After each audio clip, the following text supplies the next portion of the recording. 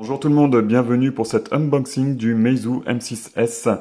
Voilà, c'est la deuxième fois que je réalise ce type de vidéo. Je l'avais déjà fait il y a un peu plus d'une dizaine de jours, c'est avec le Xiaomi Redmi S2. J'avais trouvé ça intéressant de partager avec vous la découverte du téléphone et de vous livrer mes premières impressions. Et la vidéo a d'ailleurs été bien été accueillie, donc je vous en remercie.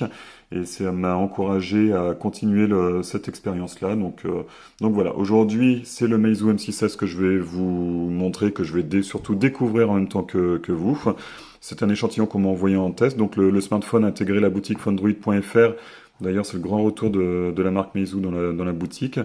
Ce modèle est vendu 179,90 € en version 32 Go et à 199,90 € en 64 Go. Voilà, donc on va de suite procéder au déballage de la boîte. Donc voilà, la boîte assez classique hein, de la part de Meizu, pas de surprise à ce niveau-là. Tout est indiqué en anglais parce que nous sommes sur sur une version globale. Pour rappel, chez Fundroid, nous ne vendons que des smartphones en version globale. Alors, que se cache-t-il à l'intérieur? Bon, bah du coup, on reprend un peu la même présentation que chez Xiaomi avec un étui en carton qui vient recouvrir, voici, le smartphone. Donc dans cet étui, on découvre, eh bien non. Oui, donc des notices.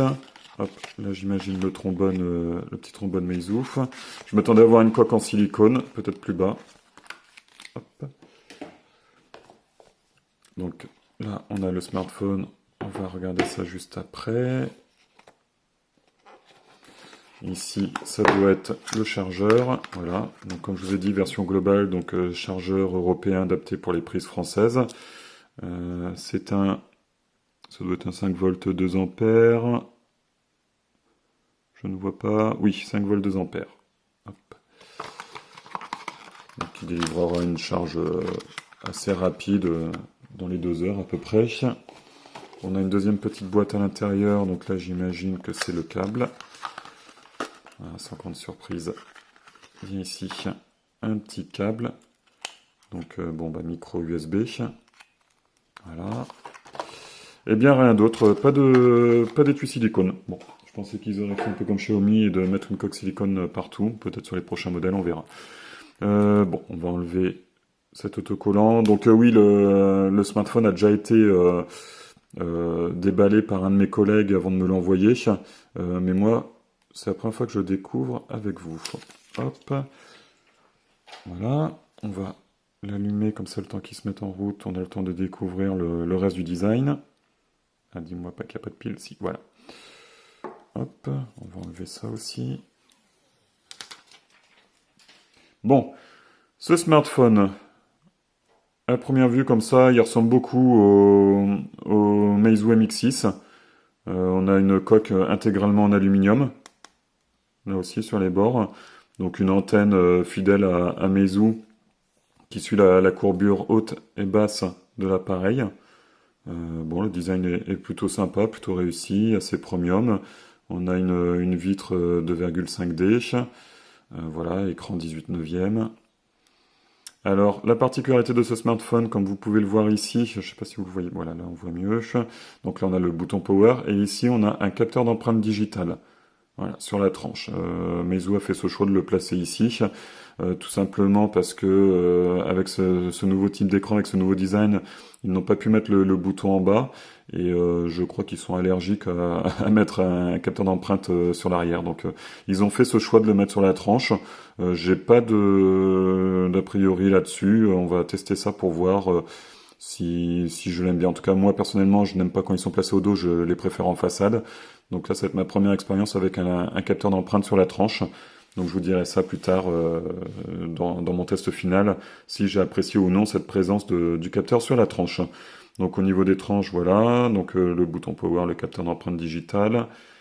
Ici en bas, on a une prise casque, le micro pour les communications et pour les enregistrements vidéo.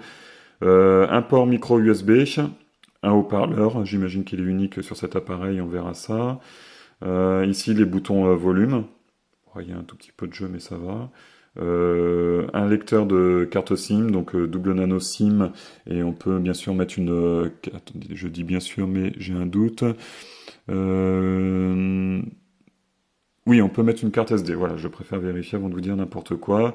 Donc les capteurs d'empreinte capteurs de proximité et de luminosité, haut-parleurs pour les communications, et ici le capteur photo. Voilà, donc au niveau des caractéristiques, je vous les donne vite fait. On est sur un écran 5,7 pouces au format 18 neuvième, c'est un IPS LCD, résolution HD+, donc 720 par 1440 pixels. Voilà. Bon, ce qui est dommage, c'est que les présentations avec Meizu sont toujours un peu ternes. Ils pourraient mettre des fonds d'écran un peu plus sympas, un peu plus tape à l'œil pour faire une meilleure impression. Mais voilà. Bon, là, on est sur du Flyme 6. J'espère qu'il y aura bientôt une mise à jour vers Flyme 7. Le processeur, c'est un Exynos, donc le processeur de chez Samsung. Le 78-72, c'est un hexacore qui tourne avec une fréquence d'horloge jusqu'à 2 GHz. La puce graphique, c'est une Mali G71 MP3. On a 3 Go de RAM, quelle que soit la version. Par contre, on a le choix entre 32 et 64 Go de stockage, donc extensible via micro SD jusqu'à 256. L'appareil photo à l'arrière, ici, donc c'est encore un Samsung. Samsung, c'est vous verrez dans la fiche technique la dénomination du capteur. C'est un 16 millions de pixels qui ouvre à 2 et à l'avant, toujours un Samsung 8 millions de pixels qui ouvre à 2 aussi avec la reconnaissance faciale. Je vérifierai cela. Les bandes de fréquence, la reconnaissance faciale, oui, c'est pas dit. Je vérifierai sa présence. Là, j'ai un doute. Les bandes de fréquence, bon, bien sûr, on est sur une version globale. Donc, la grosse question, oui, il supporte la B20, donc la 800 MHz, mais pas la B28. Voilà, bon, pas de NFC. La batterie, c'est une 3000 mAh. Il fait 8 mm d'épaisseur et 160 grammes au niveau du poids. Donc voilà, le téléphone sur le plan du design, il me fait plutôt une belle impression. Je le trouve plutôt joli. Il a un format assez compact malgré son 5,7 pouces. Plutôt sympa. On va aller faire un petit tour. Non, qu'est-ce que j'ai fait? Hop. Voilà. On va faire un petit tour dans les paramètres. Bon, je l'ai pas connecté au Wi-Fi comme vous avez pu le voir pour voir s'il y a une mise à jour. On verra ça plus tard. On est sur le Meizu M6S, pas de problème. Version Android, on est sur du Nougat, Flyme 6, donc en version globale. Voilà. On va faire un tour rapide. Les réseaux, notification, barre d'état, il n'y a rien de bien spécial. Barre de navigation, est-ce qu'on a... D'accord, ça c'est plutôt pas mal. Ok, ça c'est pas mal, ça me plaît. Bon, faudra s'y habituer un petit peu, mais c'est bien qu'ils aient gardé ce concept d'un seul bouton. J'aime bien ce type d'avoir un unique bouton, ça me plaît bien, donc je vais tester ça, mais ça me semble pas mal. Moi, après, il y a l'air d'avoir un petit coup de main. Euh, bon, voilà, bon, je sais pas, on verra ça. Hop, je vais juste rejeter un coup d'œil. Ah, en plus, on peut... Bon, d'accord. Ok. Donc il y a pas mal de petites personnalisations, c'est sympa. On va voir ce que ça donnera plus tard. Par contre, j'ai pas l'impression qu'il y ait les gestes comme apparus que j'ai pu tester sur le Redmi Note 5 version chinoise, à savoir balayer le doigt par exemple de bas jusqu'au milieu de l'écran pour faire un retour vers le home, faire voilà des gestes comme ça pour revenir en arrière. Non, hop. Voilà. Donc bon, qu'est-ce qu'on peut voir d'autre justement, on va vérifier. Type de verrouillage de VD. Donc a priori, il n'y a pas de reconnaissance faciale. En tout cas, pas sur cette version-là.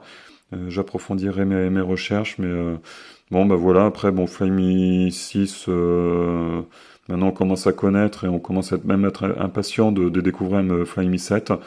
Voilà, apparemment il y a des petites nouveautés liées à ce nouveau format d'écran, mais on verra ça pendant un test, et puis on notera aussi surtout les appareils photo qui m'ont l'air assez prometteurs. On n'est pas non plus sur du haut de gamme, donc il faut pas s'attendre à des miracles. Mais vu les capteurs qui sont embarqués, je pense qu'on devrait avoir une qualité de photo assez correcte. Et puis aussi en termes de son, voir ce que ça donne, parce que Meizu est quand même réputé pour pour l'audio. Hein. Il faut savoir qu'avant, c'était des spécialistes dans le MP3 et non dans les téléphones. Donc, ils ont gardé ce savoir-faire et d'ailleurs, la marque est reconnue justement pour ça. Donc je ne manquerai pas de tester ça. Si on va prendre allez, 2 minutes pour tester ce capteur d'empreinte digitale. Voilà, ça c'est ma curiosité. C'est-à-dire, allez, 1, 2, 3, 4. On va faire très original. Voilà. Alors, j'essaye de mettre mon doigt sous de différentes manières.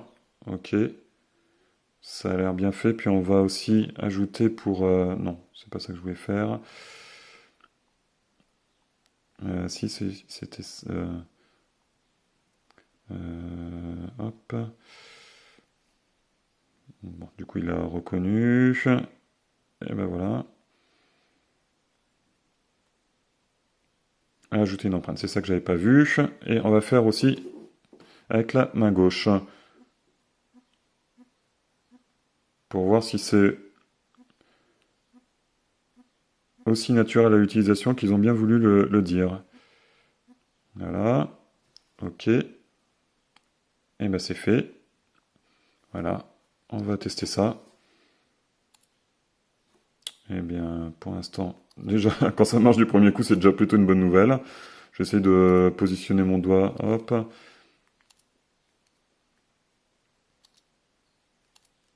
Hop. Ouais, bah écoutez, ça a l'air... Ça a l'air plutôt efficace. Hop, on va essayer avec l'autre main maintenant. Après, là, ça me paraît quand même un peu moins naturel avec l'index. J'aurais peut-être dû faire avec le majeur. Mais bon, bah... En tout cas, vous avez vu, il y a pour l'instant pas d'erreur. Ça fonctionne bien. Bon, ça a l'air plutôt pas mal. À voir après, à l'utilisation quotidienne, ce que ça donne d'avoir ce capteur sur la tranche. En tout cas, il fonctionne plutôt pas mal. Donc ça, c'est plutôt bien, plutôt une bonne nouvelle. Bon, bah écoutez, voilà, je vais pas vous retenir plus longtemps. Le téléphone, comme ça, me fait plutôt une bonne impression. Je vais renouer les liens avec Flyme. Là, il y a besoin de se replonger là-dedans. Ça fait un petit moment que j'avais pas manipulé de Meizu, donc on va voir ce que ça donne. Voir s'ils ont pas trop pris de retard par rapport à la concurrence. Et surtout ça aussi qu'il faut regarder. Mais bon, ça reste une ROM quand même qui reste bien suivie. Et comme je vous ai dit, on attend Flyme 7 d'un jour à l'autre. Donc voilà, je suis impatient de tester Flyme 7 si j'ai la mise à jour sur ce modèle ou sur un prochain modèle. Eh bien écoutez, je vous remercie pour d'avoir suivi cette vidéo. Merci pour votre fidélité à ceux qui me suivent régulièrement. Et n'hésitez pas à vous abonner à ma chaîne YouTube. Voilà, bah, merci beaucoup, bonne journée et à bientôt. Ciao.